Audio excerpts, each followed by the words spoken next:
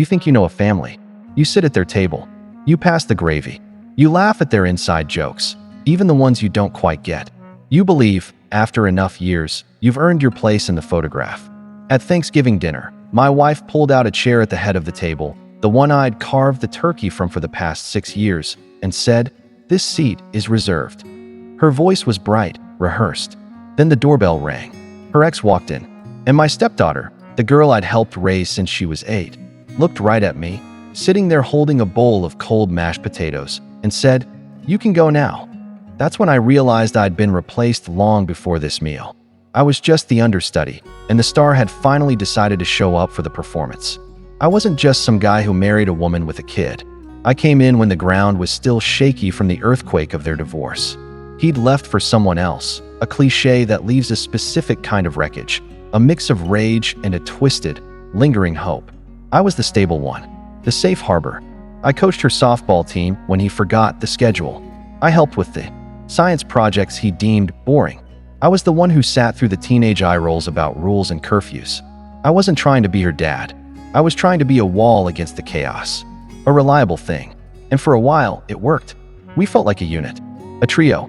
My wife would smile at me across the room, a silent thank you for stepping into the breach. Her daughter started signing cards with all 3 of our names. We built traditions. This Thanksgiving dinner was one of them. My stuffing recipe, my way of carving the bird. It was my holiday too, but the cracks are only visible in hindsight.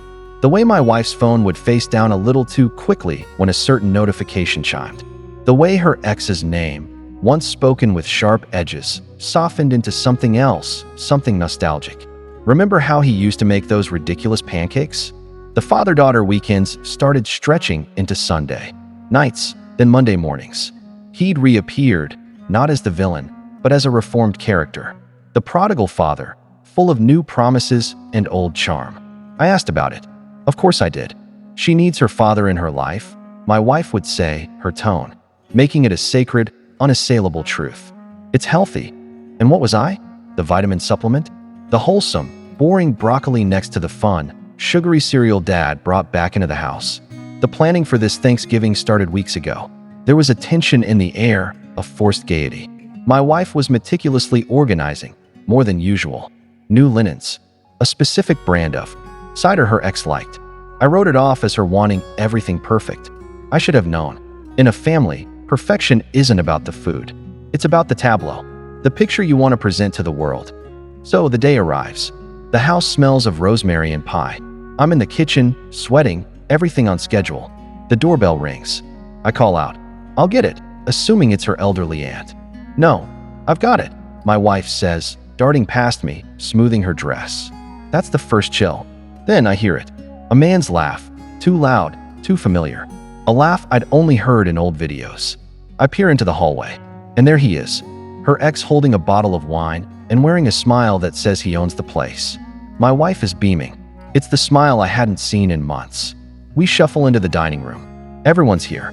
Her parents, her sister. They look uncomfortable, but not surprised. They knew. They all knew. My wife gestures to the table.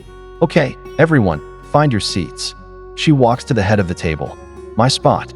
She pulls out the heavy oak chair. It scrapes on the floor. The sound goes right through me. "This seat is reserved," she announces, patting the back of it like it's a throne. For him. It was reserved for him. I just stood there, holding that damned bowl of potatoes, my knuckles white. The room was a silent film, everyone staring at their plates. The ex, with that confident smirk, started to move toward the chair. That's when my stepdaughter, looked up at me. Not with pity, not with apology, with an impatient, teenage finality. As if I were a Uber driver who'd completed the trip. "You can go now," she said. It wasn't cruel. That's what haunts me. It was factual. The job was over. The replacement part had arrived, and the machine could now function as originally designed. Here's the question I want you to think about, the one that keeps me up at night. When you love people who are waiting for someone else, are you building a home, or are you just providing temporary shelter? And at what point does staying become an act of cowardice? The air left the room. My wife's face flushed. Honey, she doesn't mean, but she did. And my wife had meant to reserve the chair. This was the plan. The final, peaceful transfer of power. I didn't yell. I didn't throw the potatoes. The rage came later, in hot, silent waves. In that moment, I was ice. I set the bowl down, very carefully, right in the center of the table. "You're right," I said, and my voice was so calm it scared even me. I looked at my wife. "The reservation is clear. I hope the meal is everything you planned for." I walked out of the dining room. I didn't get my coat. I just walked out the front door, into the cold, crisp evening.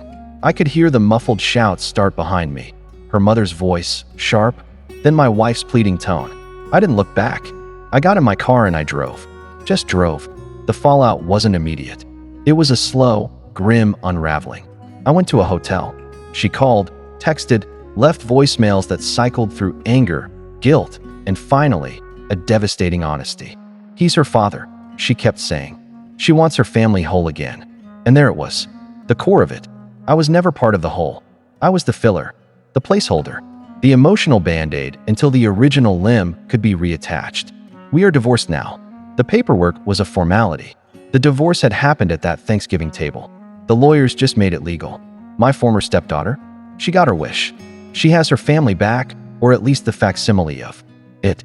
I hear through the brittle grapevine that it's not the paradise she imagined, that her father promises have the shelf life of cheap bread. I feel no joy in that, just a profound sadness for the girl I loved, who traded something solid for a fairy tale. My ex-wife, she reached out once, about a year later. A long, rambling email full of regret and justification. I didn't reply. Some graves you don't water with words. So what's the lesson? I'm not sure I have a clean one. Maybe it's this: you can't love people into loving you back. You can't build your home on someone else's foundation, especially when the original blueprint is still tucked in their heart. I was a contractor brought in to repair the damage, and I foolishly fell in love with the house. But it was never my name on the deed. Now, I spend holidays with friends. Sometimes I volunteer. The loneliness is real, but it's my loneliness. It's not the sharper, more painful loneliness of being a ghost in someone else's happy memory. That empty chair at the head of the table, it taught me the most brutal lesson of all. Sometimes, love isn't about fighting for your seat. It's about having the courage to get up from a table where you were never truly a guest and walking away before they ask you to clear the plates. If you've ever felt like a placeholder in your own life, like you're auditioning for a role that was already cast, you're not alone. Share your story below. Sometimes, just naming the feeling is the first step to finding your own table.